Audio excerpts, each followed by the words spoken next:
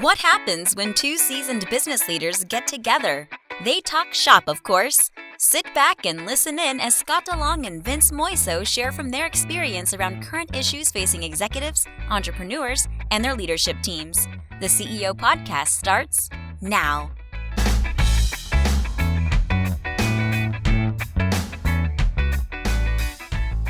Hey everybody, Scott DeLong, CEO Podcast. I'm here again with Vince Moiso. We're hitting episode 5 in season 2. Yeah. Time is flying by. Yeah, it is. is. Hey, I just saw something the other day that was pretty interesting to me. I don't know if these stats are true or not. Yeah. But I took a look at a website that kind of rated where you are. And it said we're in the top 5% of all podcasts right now. Cheers to that. So Love that. Thank you. I mean, we're certainly not Joe Rogan because that's the top 0.1 or whatever that is, but that was pretty cool to see. Yeah, it's cool. The reason I looked at it is because I was talking to a guy that says he's got a successful podcast, and I listened to it, didn't care for it. Yeah, right? yeah. So I said, okay, well, I'm old, he's young, let's see what the difference. He was in the top 10%. So, all right, we're doing okay. I'll take that. Yeah. Yeah, it's cool too when I look at some of those statistics and I look at the various countries that are listening to us. We talked about this the other day, and then I had a couple listeners from Germany reach out to me. And there's others. I think you were talking about India. We're going to kill it in India this week. A few other places. I made a presentation to a company that is based in India. Well, their corporate office is here in the United States on the East Coast, but their employees are in India. So 400 of them happen to be on this webinar that we did today. Yeah. And the last thing I said is, hey, hit the CEO Podcast. So we'll see if I have any influence there, which happens to be the topic of today.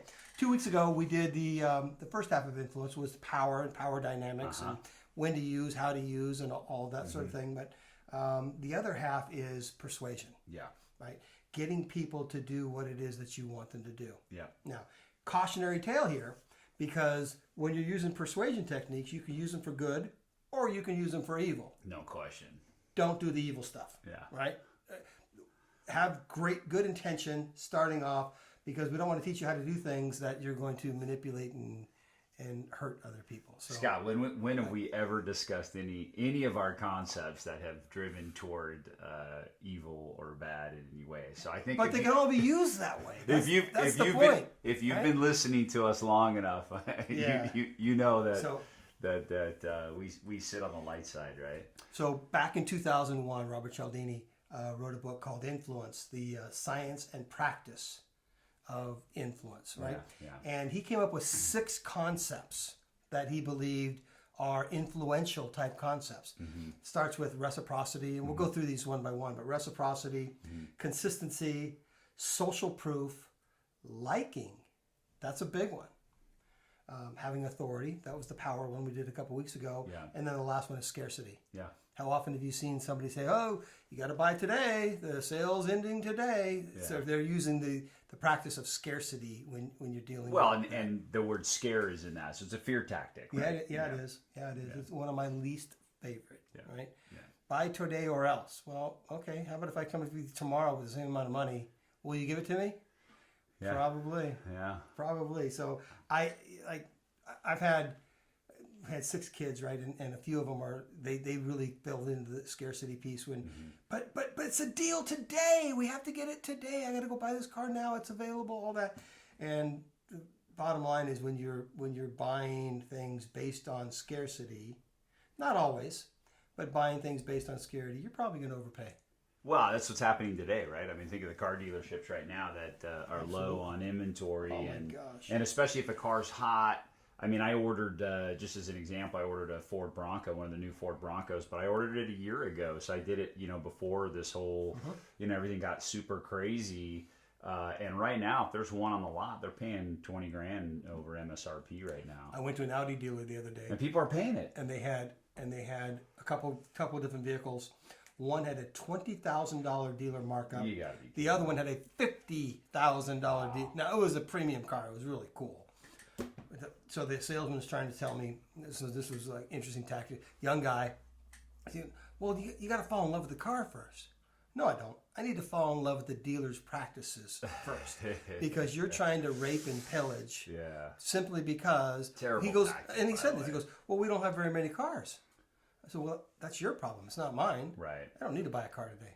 Well, and that's the problem with something like, the topic of scarcity, right, as an influence. So I'm not a big fan of using fear for influence. I'm not a fan at all of fear-based selling, fear-based decisions, any of that type Authority of and stuff. It's very scarcity emotional. could do those things. All of that, and the reality is that's all it is it's a total scare. It's a total scare tactic. It's a fear tactic, and you gotta look past that. And I'm just not a fan of it. I don't believe in it. I don't think, in my opinion, if you're going to influence a situation in any way, there's no need for fear. Well, it's effective. If it wasn't effective, they wouldn't be using it. Yeah, well, And it sucks when they do. well, I mean, talk about leadership going back several thousand years, right? In various countries. I mean, that's you lead by fear, right? It's by the way, so when you think of energy, right, that bad or dark energy is actually 10 times more powerful than the light or the opposite energy.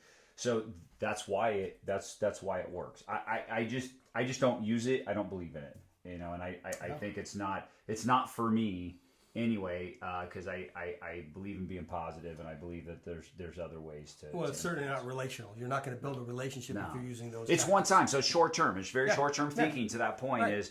is I think you use the You're at example a of the concert. dealership. This is our last beer. Short term Right. thinking. Yeah, and absolutely. And you burn bridges that way too, because Yes, you do. you're certainly not going to get return. If we think about it in the business sense, you're certainly not getting return customers out of this. So you talk about one of the terms is reciprocity, right? I love that. There's nothing better than a mutually beneficial relationship. Sure. Yeah. So so you got the quid pro quo, which is you do something for me, I do something for you, that sort of reciprocity. But I think there's a better level in that we're going to be doing good things for people. Eventually that'll come back to me, either from that person or somebody else. No question. Generally from that person. Yeah. So when you get well, think about Christmas. We just had Christmas, right? Yeah. And what happens when one of the neighbors walks over with a Christmas gift? Yeah, you're like, I got to go get him again. You scramble to go find something because that's the law of reciprocity, Yeah, right? of course. You feel guilty if you don't. So it's a very useful tactic. I hate using the word tactic because it sounds like a manipulation thing. Yeah. But it really is a tactic. It's not a strategy. It's more of a tactic. So I don't want people to get to say, hey, use these tactics and you can win. That's not what I'm saying. Yeah. What I'm saying is reciprocity works. I have a friend, and he is not a sophisticated dude at all. Yeah. He builds stainless steel. He's a stainless steel fabricator. Yeah. He drives a top fuel not a funny car, but a dragster. Yeah. He's a guy, Yeah. right? Yeah. Yeah. And he has this thing he calls giver's gain. So he likes to do things for people. Yeah. He knows it's going to come back, either from those folks or others. Giver's gain. I love that. Well, I got to tell you, so I'm excited about this topic, and I'm going to tell you why. My absolute favorite book. It fits in my top 10, so I thought let's categorize it into my business books, but it's How to Win Friends and Influence People by Dale Carnegie. I mean, it's just a classic book. It was written in the late 1920s, and it is still relevant today. I've read it many, many times. One of my favorite components of that book is just be genuine. Like, he talks about genuinely wanting to know something about the other person, right? Like, and when you talk about reciprocity is to your point, which I think is a beautiful example. I don't give to get. Right. I give simply to give. End of story. If I get from it, great. That's awesome, but I don't give to get. I genuinely don't give to get. So there are people that give to get and then say, hey, I don't give to get, but really, they're like, hey, I know I'm getting something back here. Dale Carnegie talks about it. He's like, when you're genuinely interested in somebody else, your listening of them completely changes. and the world just opens up in terms of relationship with that other person. And you talk about, wow, you just gave the gift of opening your heart to just listening and being interested in what they had to say. So while we're talking about reciprocity, that specifically, and the way I look at it, goes right to likability. Oh yeah. The more interested I am in you, the more you want to be around me. Oh, totally. It's just, so there's a saying, and I wish I knew who to quote on this, but be more interested than interesting. Mm-hmm. A lot of us try to say, well, I've got this big job and I got this car and I've got this thing and look at my house and look at all that, to try to be interesting so that people want to be around them. But the fact of the matter is, if you are more interested in the others, it is a much more attractive quality. No doubt. So well, frankly speaking, it's just a human trait, right? We all have it. We're all culprits of it. Is we are most concerned about who? Well, self-preservation. Me, right? Yeah. Like it's just the survival mechanism, which is self-preservation, which makes us most interested in what we have going on. And that's the reality. And so what Dale Carnegie talks about in his book is literally, he's literally saying, great, this is, if you want to influence a relationship, if you want to influence somebody, exactly what you said, be interested in them. And the more interested you are in them, the more interesting you become to them. And the sweetest sound to somebody else is hearing their name being called out, right? Yeah. So if I talk about Vince and I talk about Vince and I talk about Vince, it's like your chest pumps up a little bit. You feel good because it goes back to that self-preservation. Are we thing. Changing the topic of the podcast right now? Back to let's do Vince? Let's do Vince, the Vince podcast. Yeah. Yeah. Well, I talk about other people too. So no, we're good. I don't want to talk about me. So let's move all right, on. Cool. So let's talk about the law of consistency. Okay. So what that says is that people will generally continue to do the things they've already done. Cialdini uses an example in his book that he talks about getting, in a political sense, getting the guys that knock on doors and say, hey, my candidate this, my candidate that. Yeah. They get somebody to agree with them on something. Then they get them to agree with them on somebody else, on something else. And then they get them to put the sign on their front yard, vote for my candidate kind of stuff. Because people want to be consistent. They don't want to say yes, yes, no. Yes, yes, no doesn't work for people. When you're starting along the yes line, people want to stick with the yes line. Yeah, for sure. Right? Well, there's a book, right? Get to Yes. I mean, that it's an age-old concept of if you can get agreement, you get people saying yes, that consistency is going to hold true. Interesting though, there's Chris Voss who wrote a book of Chris's FBI profiler and negotiator and a lot of hostage situations. He says just the opposite though. He wants to hear a no from whoever the hostage dealer is. Now we're not talking about life and death situations here. However, it's interesting. If you want to read his book, do that. I don't believe in that. I want to get people to start saying yes because I believe in the law of consistency. Yeah. If I get you saying yes, you'll say yes to the next thing, and yes to the next thing, and yes to the next thing. Well, a lot of that has to do with path of least resistance, right? It's that comfort zone. All of those things kind of fall into that, and I think people are inclined to take the path of least resistance. Yep. Let's go to social proof. Now, the world of social media today is all about social proof. Yeah.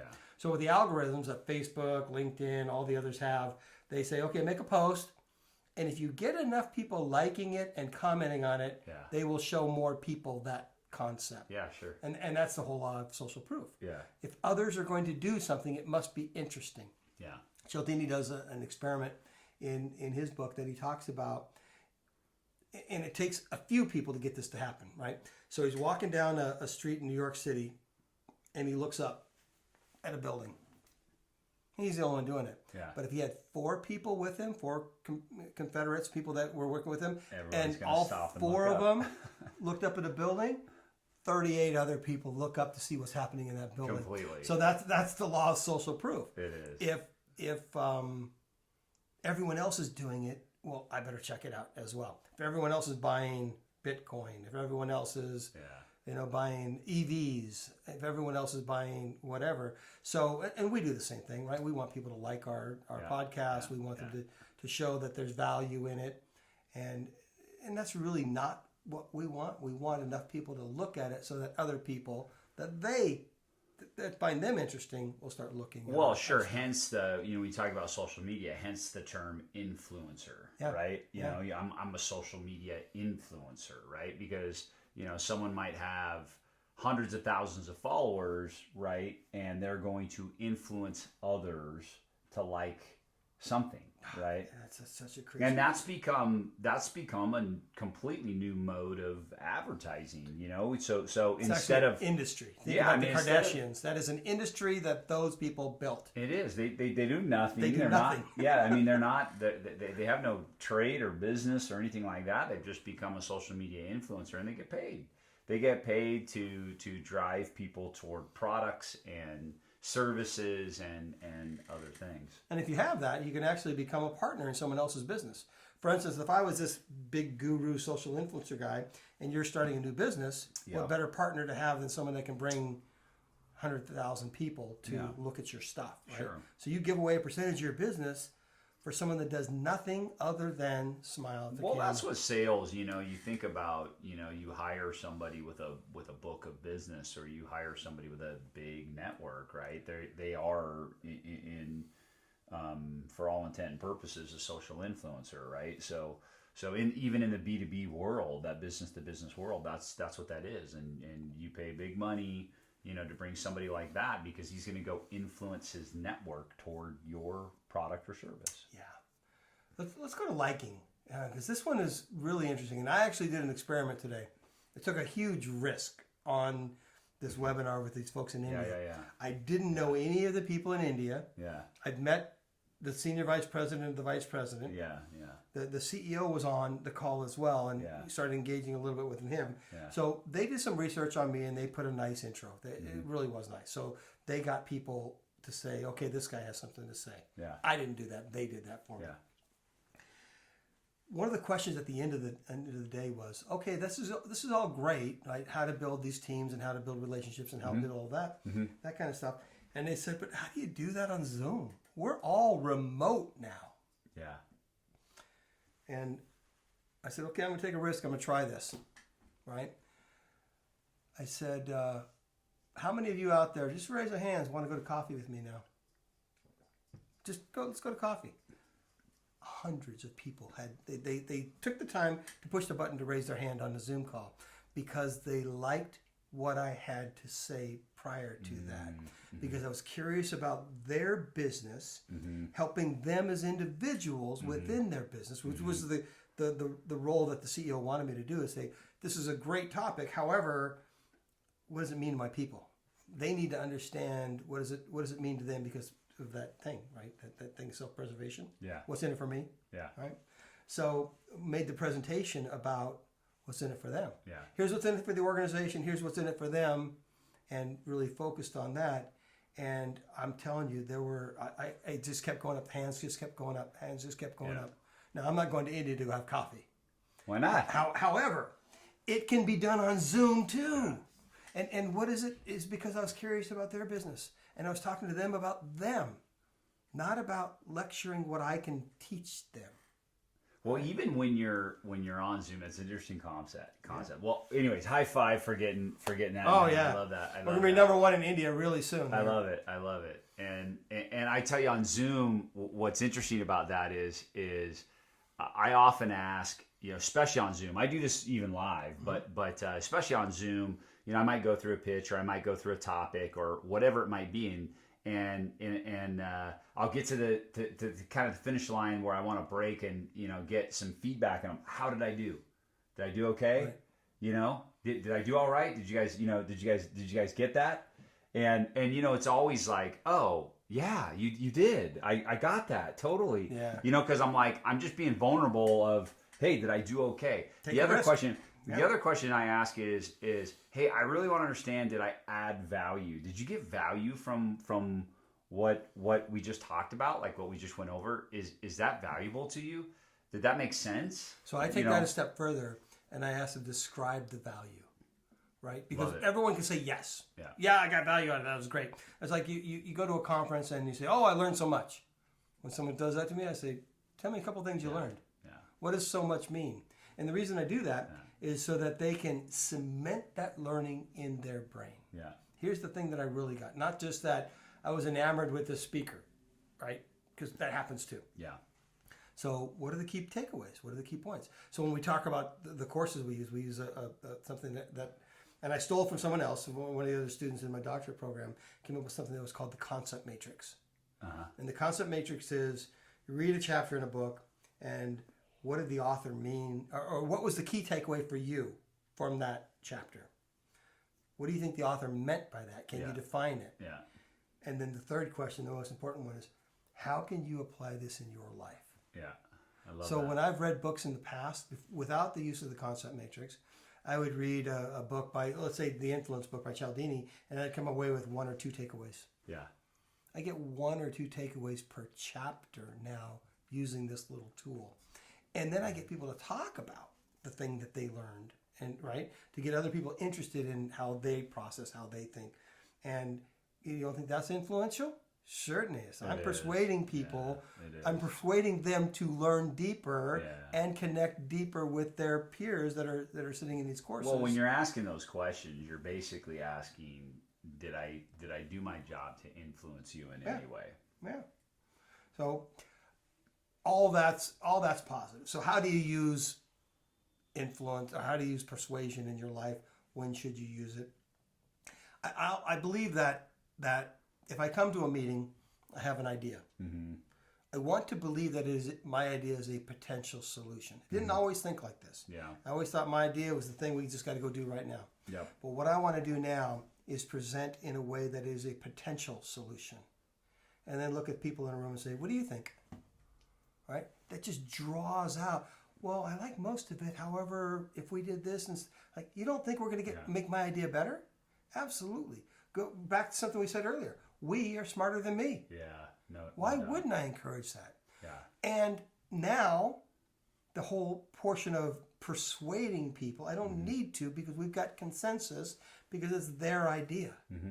They have input in that idea. They have ownership of that idea. It's not just me coming down from this mountain on high and telling people, here's what we're going to do and do it now. Right?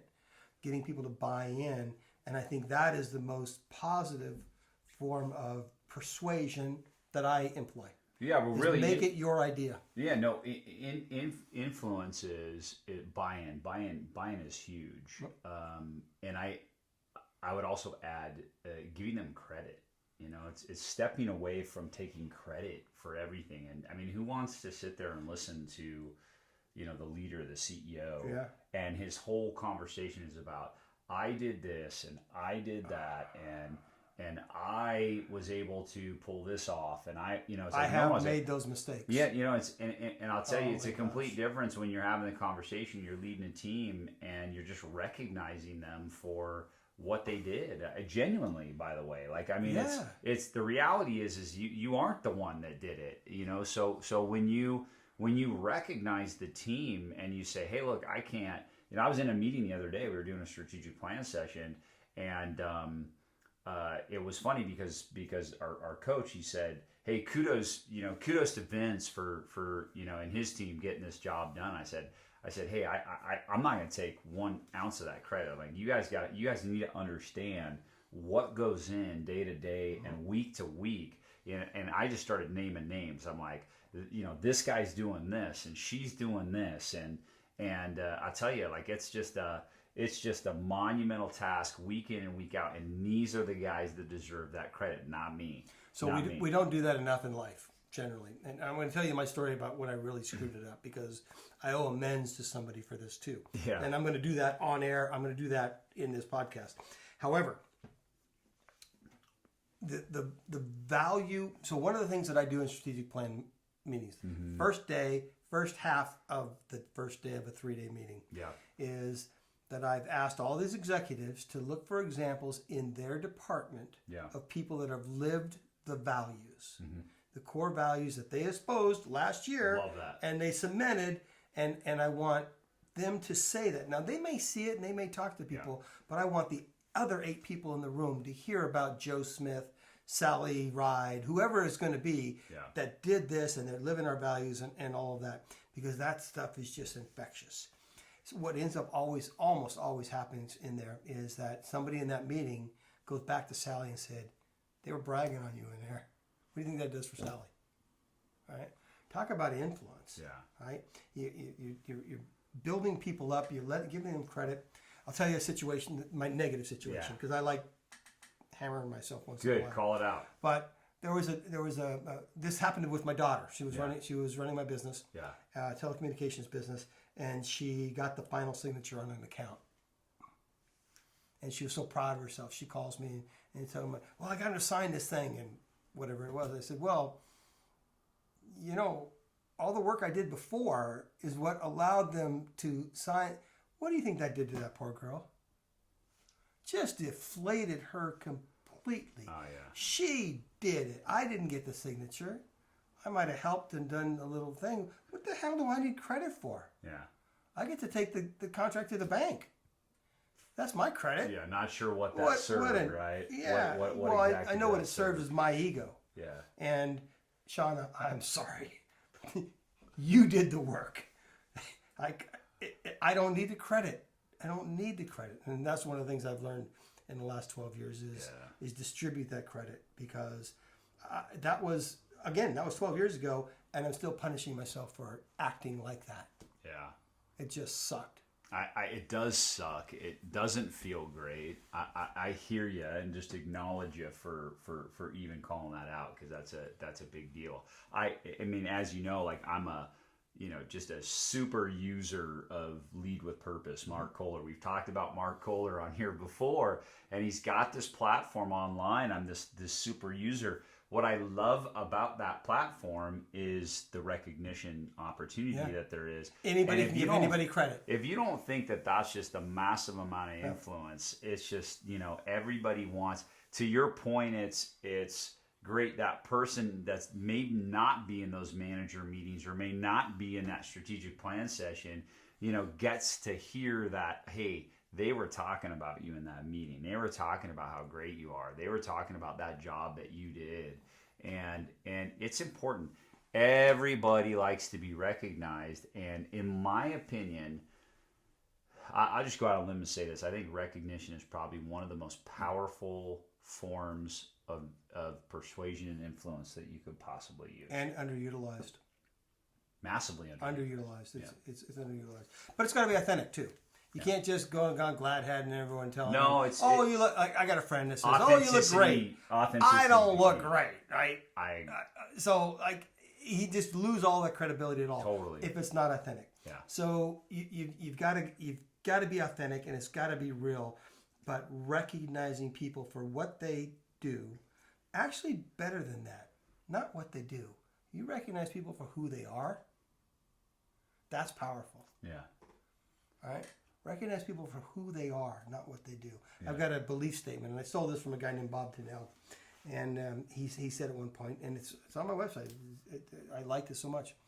We believe who you are is more important than what you do. Why the hell wouldn't you recognize someone for that? Yeah. Who they are, what they do for the world, with all that. Like you want to be influential? Yeah. Start recognizing people for who they are. Yeah. They will come around. They will want to follow. They will do all that. Again, authentic. Can't be bullshit. Well, I'll tell you, if you want an easy book to read and you've never read How to Win Friends and Influence People, that is as good as it gets. I mean, that will take you on this path. Okay, so we're getting close to time here, and I know you want to talk about our long lost friend Aristotle. Yeah, I do.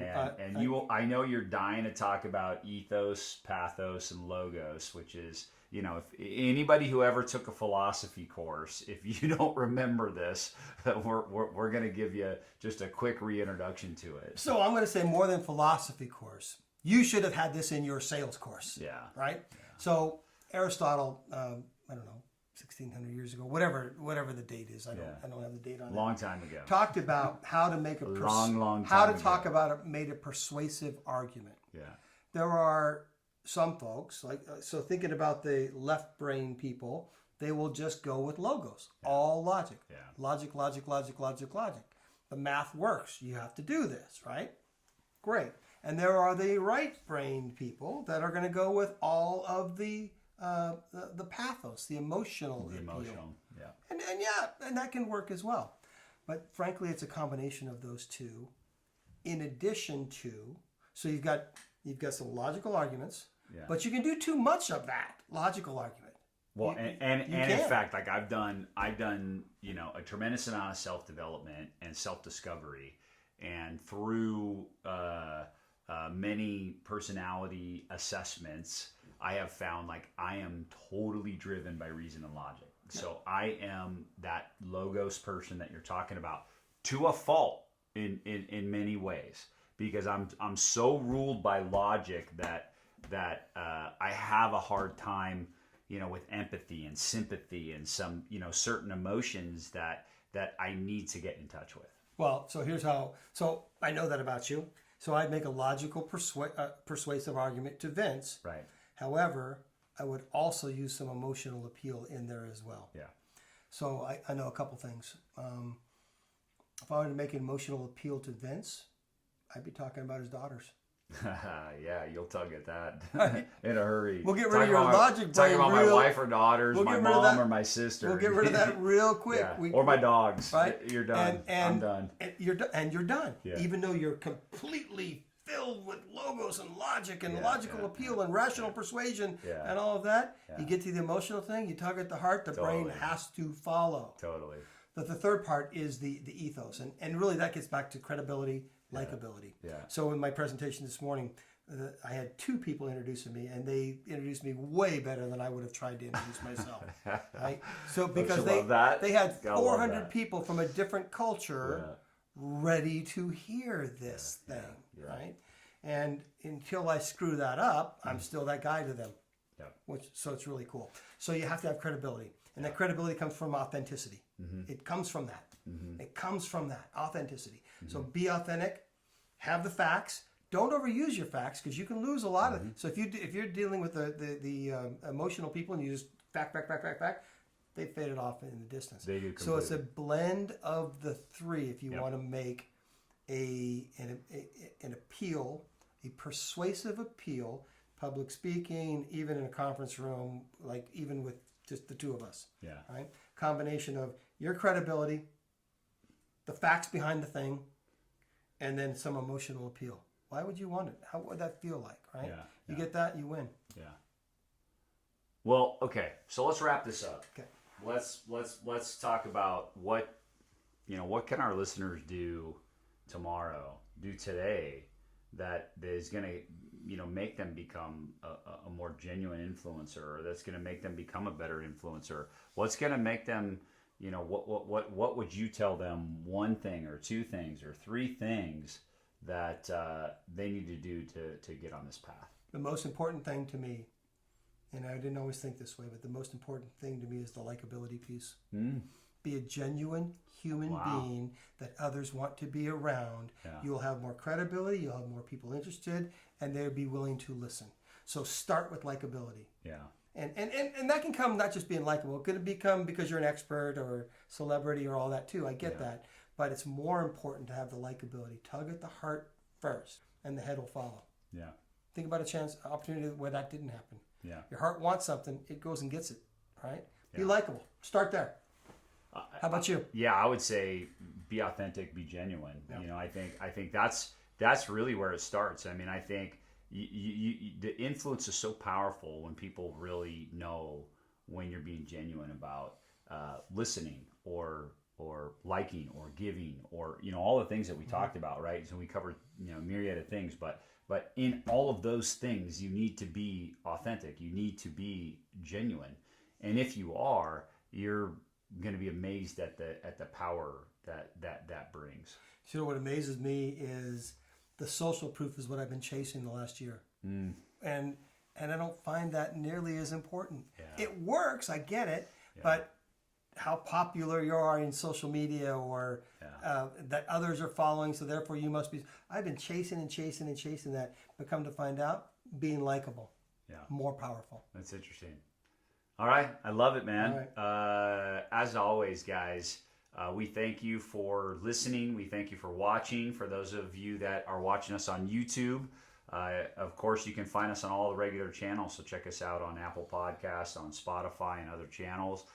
You can check us out at theceopodcast.net.